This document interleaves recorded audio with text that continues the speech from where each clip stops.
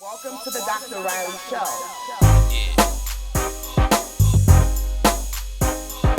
I'm your host, Dr. Anissa Reilly. Welcome everyone to another episode of Ask Dr. Reilly. Today we're going to have a guest that's going to talk about something that sometimes in the Black and brown communities is not communicated properly: date rape.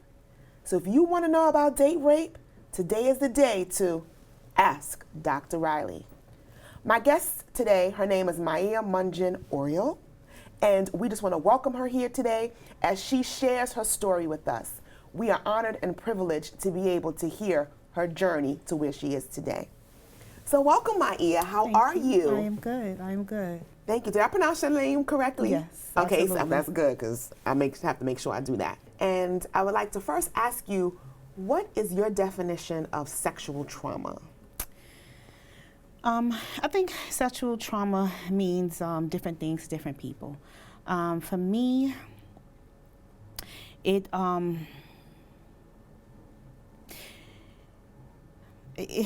I mean, you have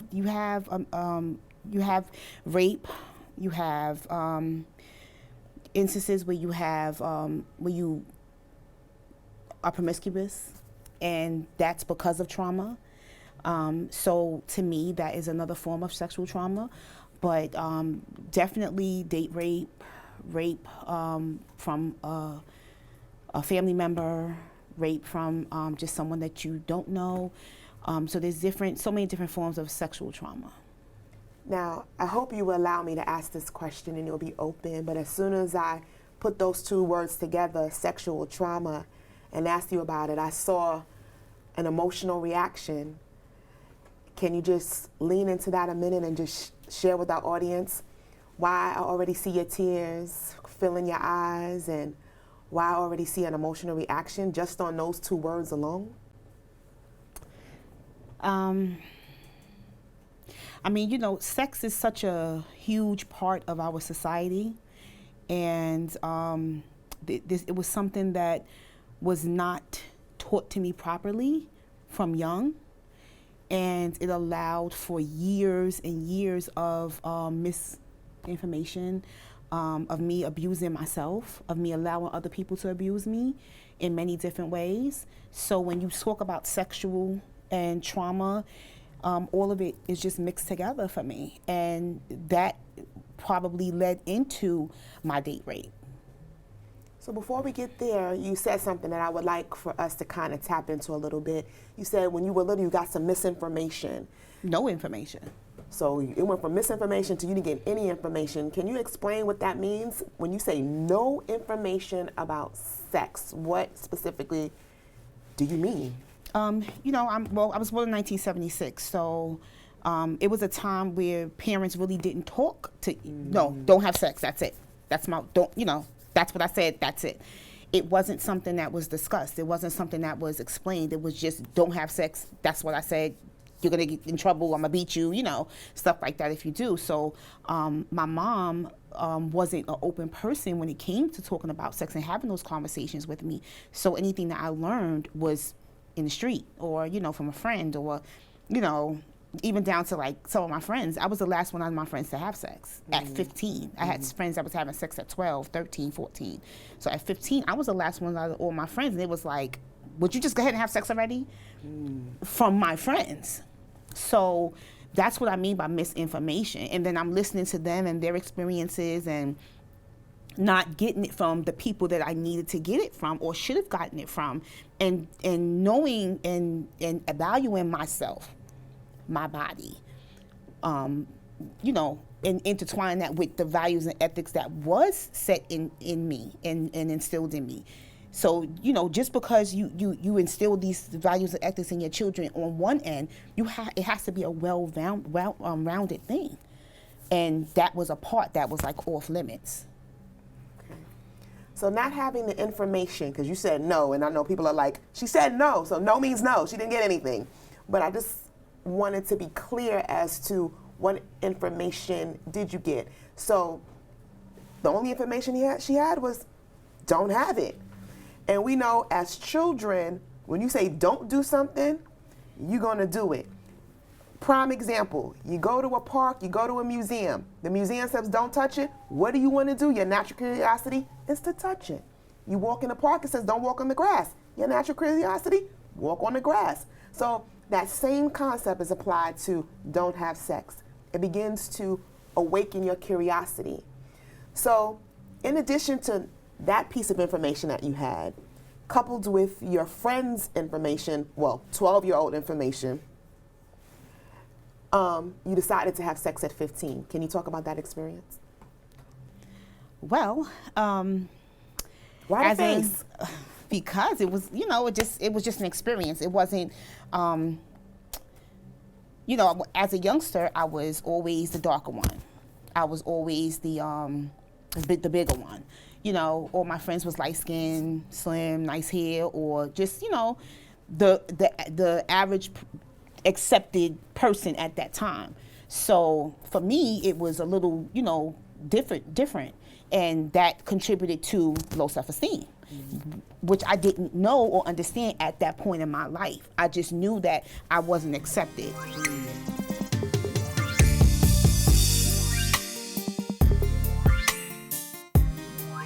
This would go on for hours, and when I would cry, or when I would scream, or when I would struggle, he'd hit me over and over and over again to break me. After being married to someone who was abusive for 15 years, I walked away with nothing. I decided I was going to heal myself. I would become a champion. I would take all this hurt, all this pain, and turn it into something uniquely positive. Or when someone calls you and takes you back to that place, I feel like my heart could just come out of my chest sometimes. When you let go of shame, you're free.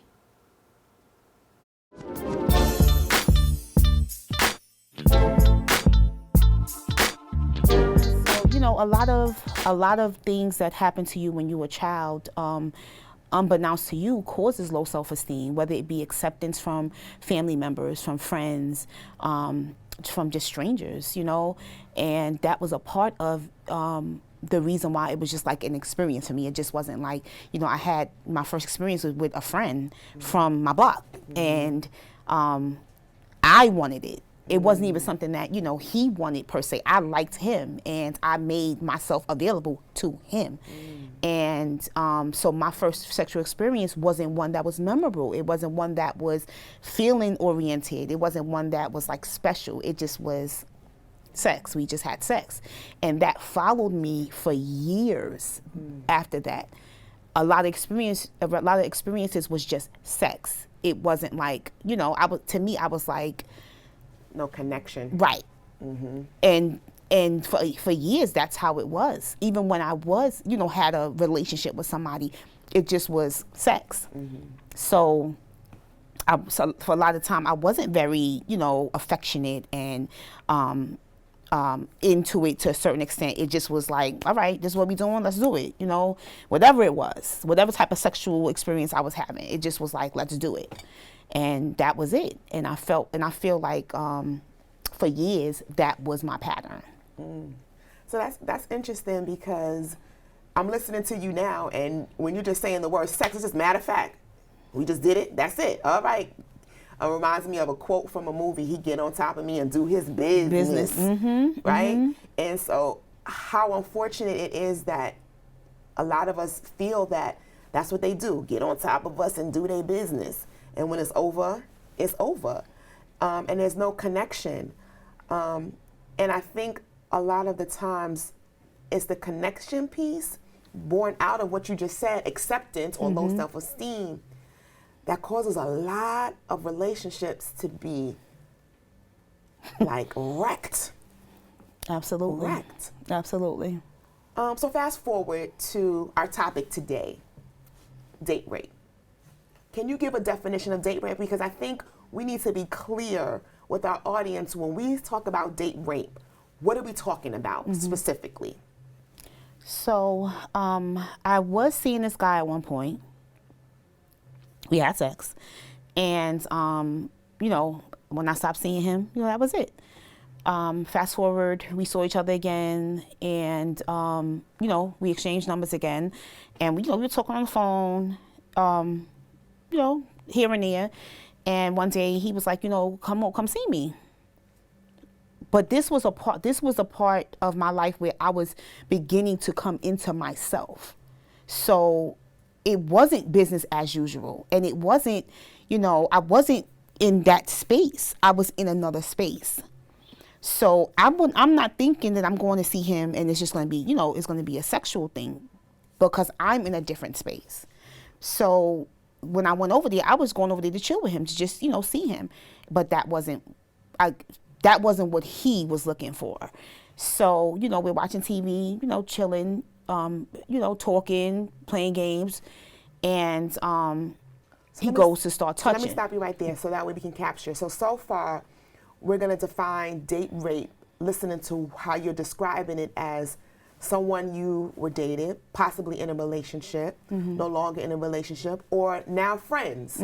Because listening to you, you went from dating, no longer dating, now we're friends, we're just having a cordial relationship. So why can't I go over to see my friend, right? So I'm gonna go see my friend and chill with my friend, whether it is a guy or a girl. I'm chilling with my friend. And I think a lot of us think that that's okay. I'm going to chill with my friend. So now y'all chilling in the house. And what happens? He starts touching, and I'm telling him, no, chill, you know, we good, you know. He backs off for a little while, but he, you know, starts to persist again. And I'm starting to feel agitated. Like something is just not, you know, something I don't feel right. Like I'm feeling like I'm getting backed into a corner. Let me ask you a question, because I'm sure my audience members are asking this. Why didn't you leave? Why'd you stay? Because I didn't think that that's what was going to happen. So, and I don't know if it was my cockiness, if it was because I've never experienced that, I never thought it would happen. That was the furthest thing from my mind. So I'm gonna push a little bit more, because I know my audience members are probably like, So you said you felt uneasy. He was touching you. You didn't want to be touched, and you're figuring out what's going on. And so the reason why I'm pushing you is because in date rape, it is said in research that the perpetrator believes that the person wanted it, right? So as you're setting up the story, maybe what the abuser says or thinks is correct, because you stayed. But explain to us even more, so we get inside of what's happening, why you didn't leave.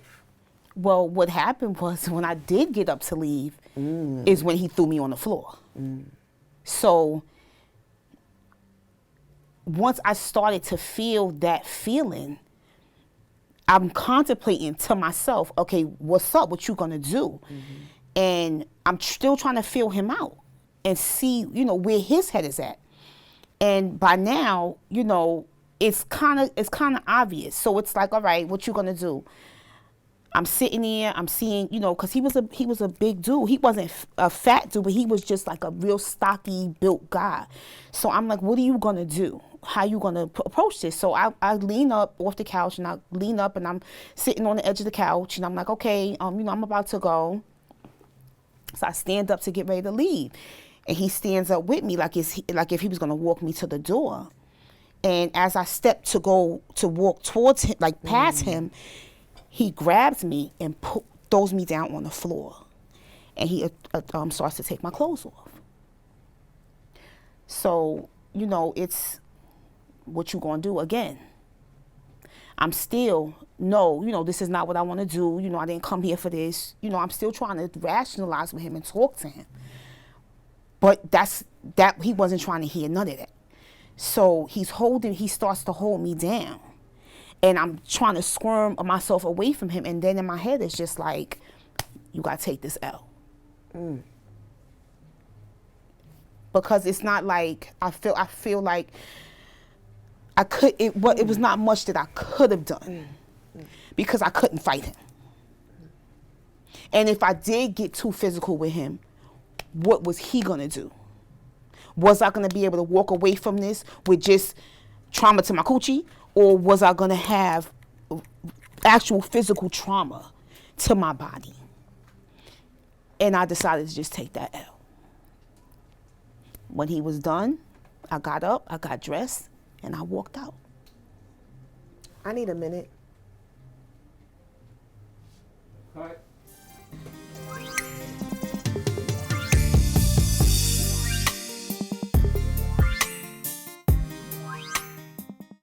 Even, you know, for the longest time after my second rape, I hated leather jackets because he had a black leather jacket on. So that was something that triggered. It's like you really do almost have to take it day by day because it just seems so daunting and such a huge responsibility to even believe that it's not your fault in the beginning. And I really just wanted somebody to listen and be like, hey, that's not crazy that you feel that way. Like, that's just part of healing and it's gonna be okay. You're not alone. You're not wrong. It's not your fault. By us starting a conversation, it will change the laws and the way that the judicial system handles these types of cases. I just am really excited to be in the place in my life where I can share my story. It's the best revenge, is to just live life and thrive and be awesome. It really is, so. 3,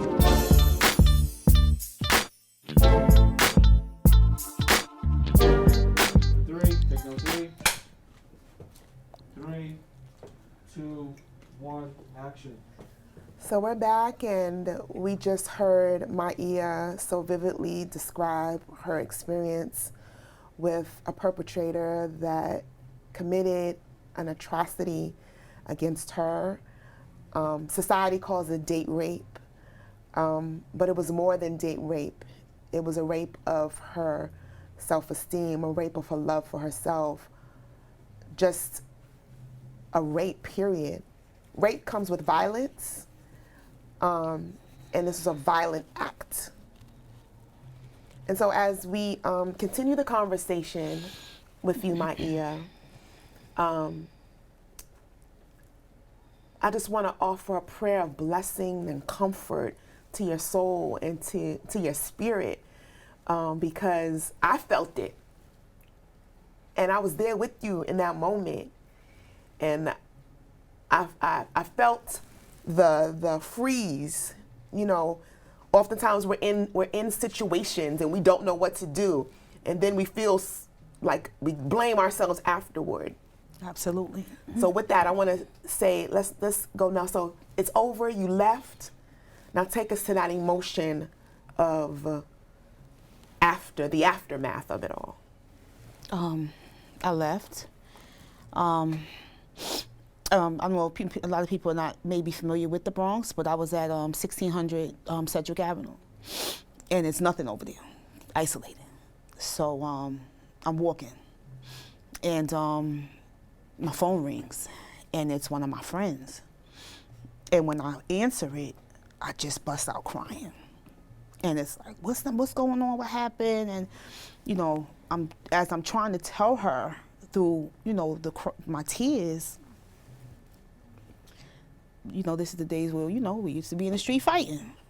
So she's like, what we gonna do? We going over there, you know, I'm gonna call my brothers. And the low self-esteem in me was like, no, it's partly my fault. I shouldn't have went over there. Instead of fighting for myself. And I took that L upstairs, but for years I continued to take that L.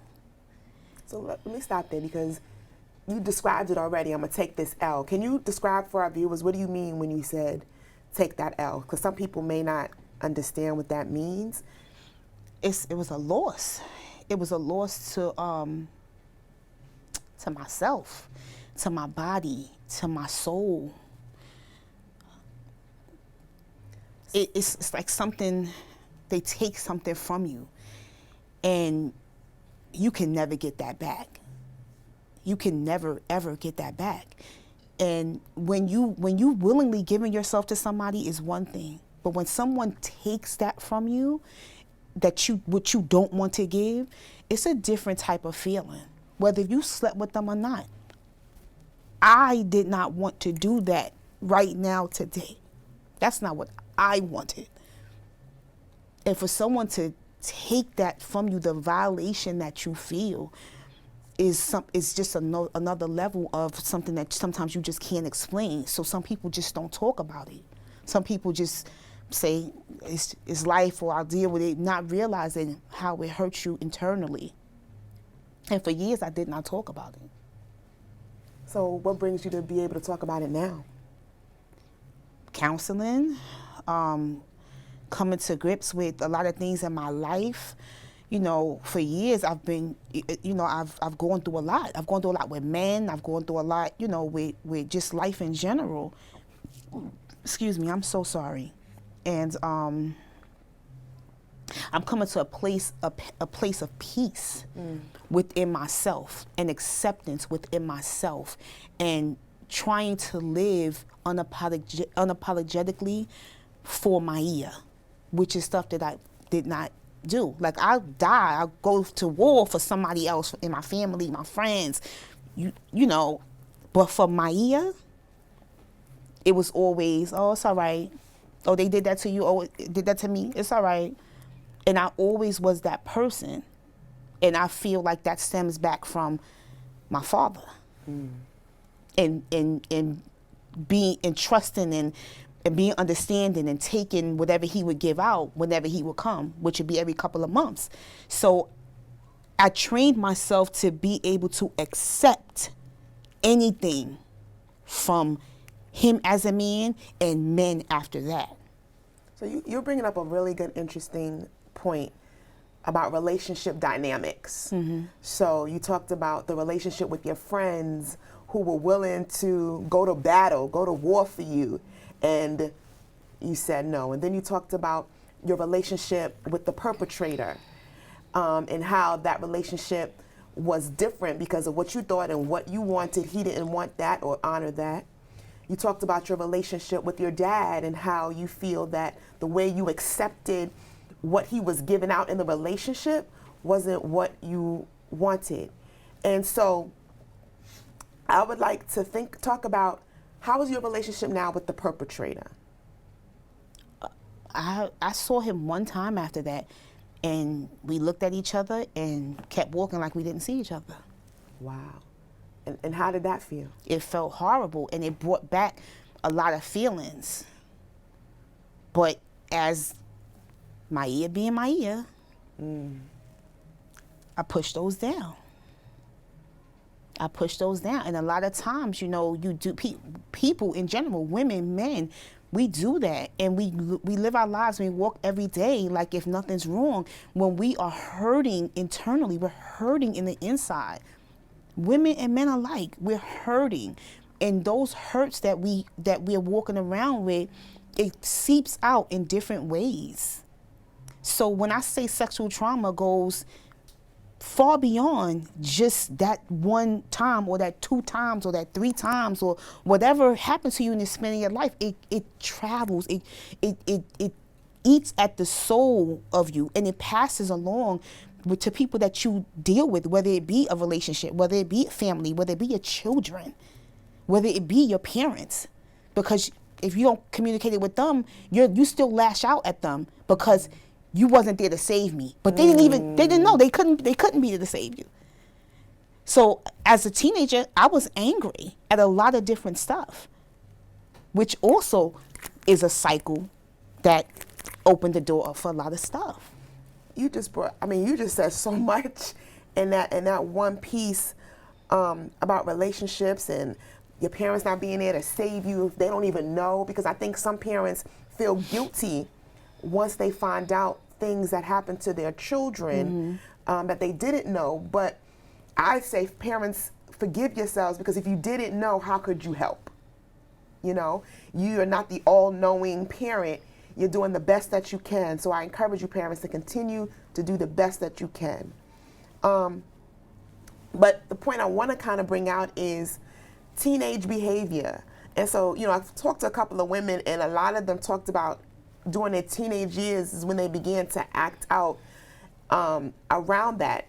Was there some type of behaviors that you believe were related to some of the issues that you had, that we can kind of say, yes, this is, if you're doing this, there's a possibility that this is the reason. If you're doing this, teenager, there's a possibility that this is the reason. Absolutely. For instance. Absolutely. I mean, where do we go? let's just you know, do the whole dating thing. You know, when you have low self-esteem for so many for whatever reason, it can be so many. It started off with the absence of my father. It started off with, you know, my mom working day, night, going to school, getting 5,000 degrees, but the degree that she needed to have was in me and my sisters, you know. And then to talk to her, and as an adult, to talk to her as me being an adult and her being an adult, and understanding the dynamic of what she was trying to do, you know, just being a single mother, taking care of 3 girls by herself, living in a middle class neighborhood and trying to just pay bills, make sure we had everything we needed to have, you know, get degrees for her occupation, because you know, being in the education world, you have to continuously have those degrees, you know, and being able to move up to be a principal at one point and being at the top rank. So talking to her as an adult, I understood more of why she did and made the moves that she did. But as that child in me that was longing for her as my parent, and not having that caused me to do a lot of things and go through a lot of things as a teenager that I would not have had to go through. So as an adult mother, I'm very keen on my children and how they're feeling, and what moves that I make contributes to how they're feeling. That's deep, because I think a lot of parents in their parenting, wanting to do well for their children, seem to forget that all children need is love. Yes, you need food, shelter, water, you know, the essentials, but love kind of binds it all together. And when you're not able to love, and some parents are thinking, I'm going to work, so I love you. I'm providing a home, so I love you. I'm giving you food, so I love you. But it's important to be in tune with your children, to know what type of love, and have a balance there, so that way other forces or outside forces don't come into play. So you speak about your children. Can you tell us a little bit about your babies? My son is 18. He just turned 18 April 15th, and my daughter is 9. And, you know, that was a struggle at one point as well. My oldest son, his dad and I split up when he was 2. And it's been a struggle with him, not being able to accept that at one point, and wanting him, you know, us to be together. But so he went through a lot of stuff as a teenager, because I got married 10 years ago, and that's not what he wanted. So he was rebellious against that. And as much as I say I kept, you know, into him, what's up, what's going on, and he was angry. You want to go to counseling, what's happening? But he kept pushing me back and pushing me away. And we had our breakthrough maybe about 2 years ago. And we've been building a better relationship ever since. I had never given up on him. I never will give up on him. And to me, we're closer today than we've ever been. And that's because I was persistent with making sure I responded and respected how he felt. And I talked to him, no matter if he wanted to hear it or not. I continued to talk to him, and I'm open with him. And I, you know, some things he may not even want to hear. You know, when this was coming up, I said, I'm about to do this. How do you feel? because my 9-year-old may not see something, but my 18-year-old may see that. He needs to know, you know, this is what your mother's about to do, and you know, your friends may see it. You know what he said to me? I kind of figured you went through some type of sexual trauma. Wow. He said, when I come in your room, if I just come in your room and open the door, you jump up. Wow. And I was like, no, I don't. And he was like, yes, you do. He was like, when I come in your room, you jump up to see, you know, who it is. Wow. And I really had to think about it, because I'm like, do I really do that? I can't answer that question, but for him to say that to me was kind of like, wow. But that goes back to that old saying that goes, every closed eye ain't sleep. Absolutely. And our kids know us, and for your son to recognize that and to see that, but to give it voice, speak volumes.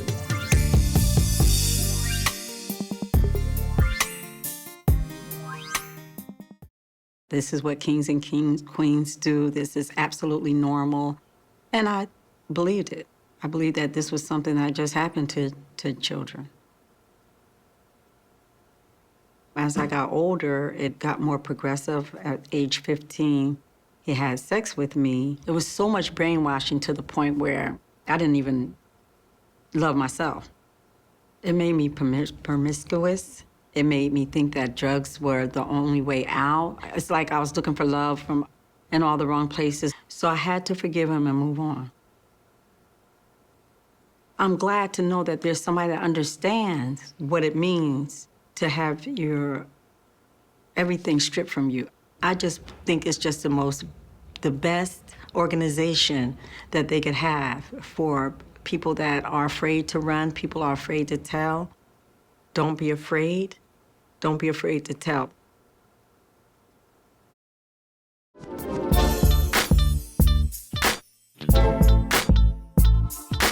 So just hearing you talk about your son's experience on that side is very interesting, because you talked about acceptance, you talked about perseverance and being persistent, and you talked about something that is a word that we hear often called triggers, right?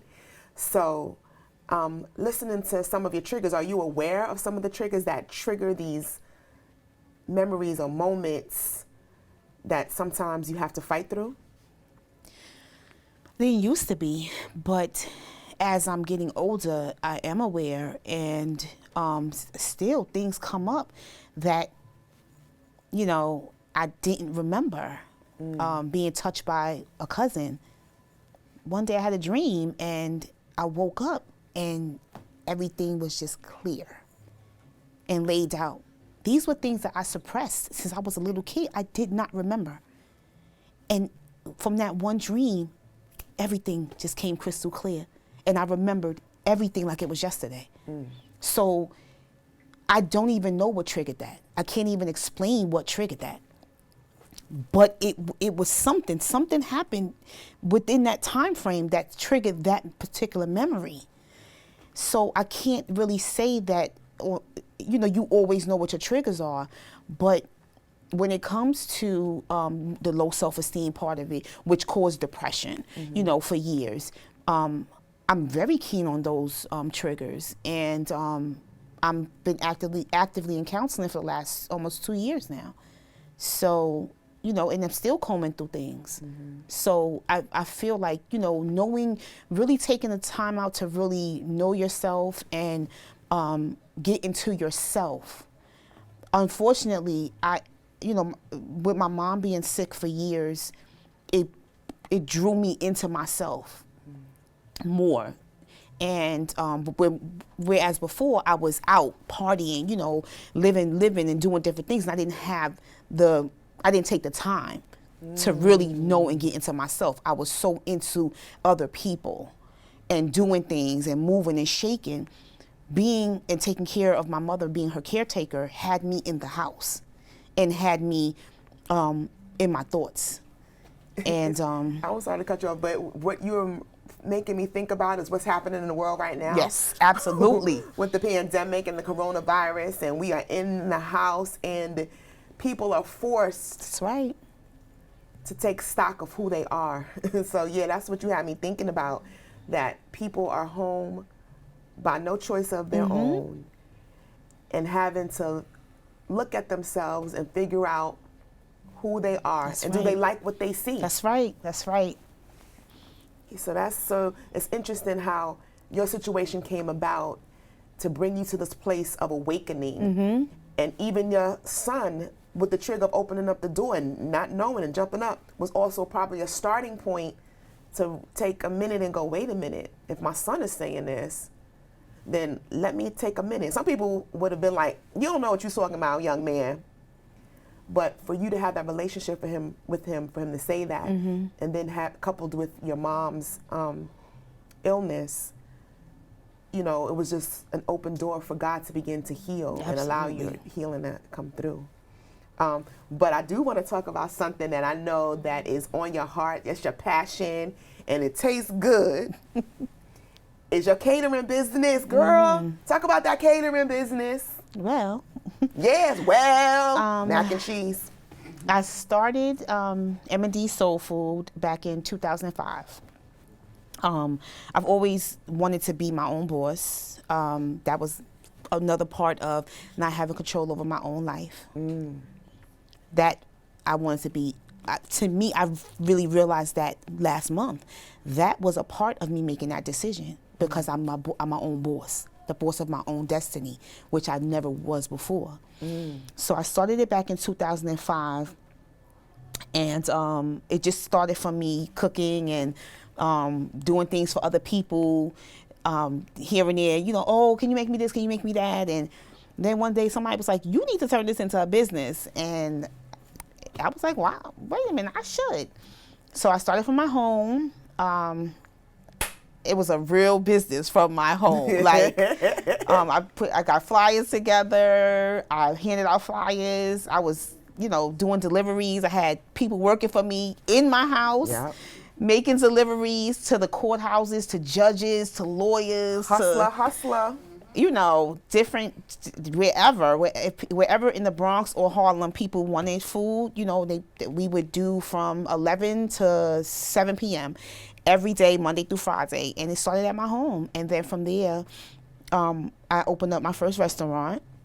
But it was around the time where, it was in November, which later on, after I started to do a business course, that was you're never supposed to open up a business like that in the winter. It should always be in the spring, where people are coming out and actively moving around. So Education. yes, That's what you just said, education. absolutely. And I learned a real expensive lesson.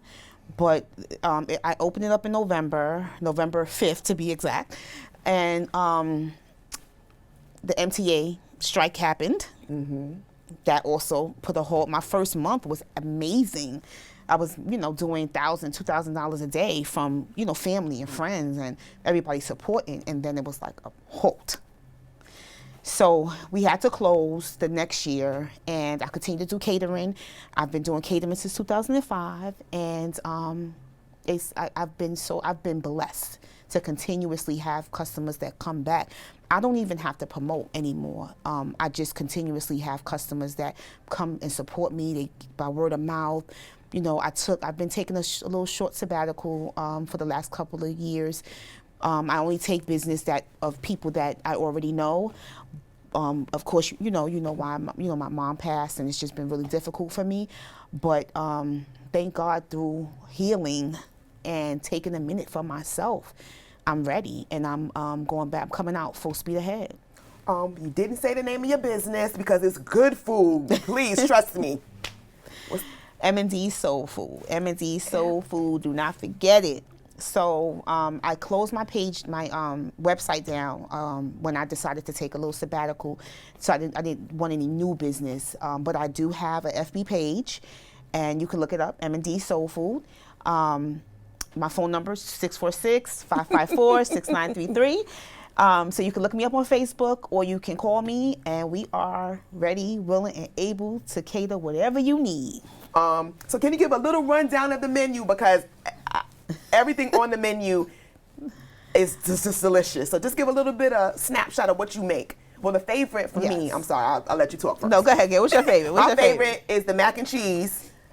And the collard greens is my husband's favorite. He says he's never had collard greens like that before, but I normally order the mac and cheese and collard greens from her, but I can't even tell you the rest of the stuff. Well, go ahead, run it down, run it down. Get the audience mouth watering. We do everything, but my specialties are mac and cheese, collard greens, candy yams, barbecue beef ribs, fried whiting, Ooh. fried chicken, of course. Ooh, yeah. Oxtail. Like I said, we do everything. Yeah, you name anything it. you can Turkey name wings. it. Oh, The turkey please, wings, turkey so- wings. That's everybody's favorite. Yes. I don't do the smothered ones because a lot of people do that. And when you come to me for what you like from me. And my turkey wings are just basic seasoning, dry, but they are good. They're made to crisp. With a little, it's very tender. Oh, yes. So, when you come to me, you coming for my style. And my style is home cooked. Y'all see these elbows? These ain't elbows for nothing. I do get that work going. But, it's a passion. I love it. I love to make people happy. And when I get those reviews and to see people loving it, doing their mac and cheese dance, I love it. Ooh. I love it. Yes, I have a mac and cheese dance and a song. But I just want to say, Maia, thank you so much for coming out. Please make sure you reach out on Facebook and to get and order some food from M&D Soul Food. Support my sister. But I also want to thank you for being vulnerable and open and sharing your story, because I know so many people and so many women are going to be helped by it, and so many perpetrators. My goal is for the perpetrators to see it as well, for them to be assisted and helped as well. But more so for you, to allow this to be a place of healing. That is my goal, my desire. I appreciate it. I appreciate you, audience, for tuning in. Before we go, is there one last thing you would like to say? If so, you can speak right to that camera right there. Anything from your heart? To all young people, you are worthy of love. Love yourself, respect yourself, walk in light, love, and happiness. Know your worth and know that you are worthy of everything that you want, and work hard for it. Don't let anybody take your joy. Well, you heard from Miss Maia herself. Know your worth. If you or anyone you know has been a victim of date rape or suffering from self-esteem, we have some information we're going to put across our page. Please reach out. Please reach out to a counselor. But most importantly, if you are hungry, please make sure you order some M&D Soul Food, because feeding the soul is just as important as healing the soul.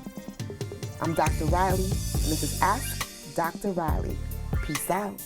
Welcome to the Dr. Reilly Show. Next time on Ask Dr. Reilly, what do you do when sexual trauma hits close to home? Tune in. I'm your host, Dr. Anissa Reilly.